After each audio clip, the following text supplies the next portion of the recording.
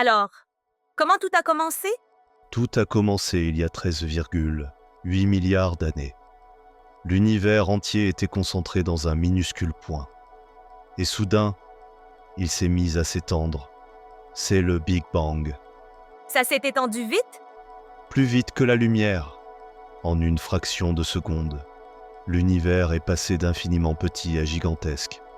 On appelle ça l'inflation cosmique. Et il y avait déjà de la matière?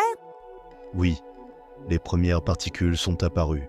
Des quarks, des électrons, des photons. Mais la matière et l'antimatière s'anéantissaient sans cesse. Heureusement, un tout petit excès de matière a survécu. Donc, c'est à ce moment-là qu'on a eu les premiers atomes. Exactement. Quelques minutes après le Big Bang, l'univers fabriquait ses premiers noyaux d'hydrogène et d'hélium. Mais on pouvait déjà voir quelque chose? Pas encore. Il a fallu attendre 380 000 ans.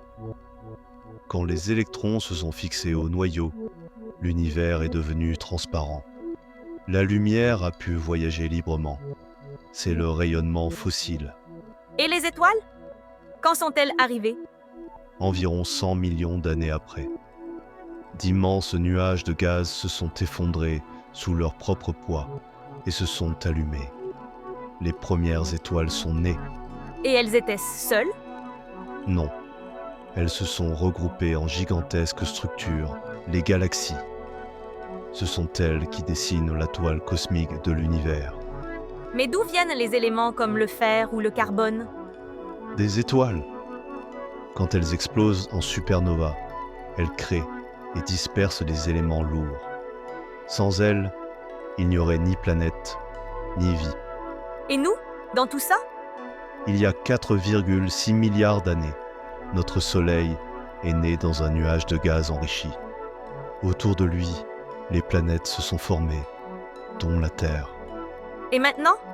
Que va devenir l'univers? Aujourd'hui, il s'étend encore, et de plus en plus vite, à cause de l'énergie sombre.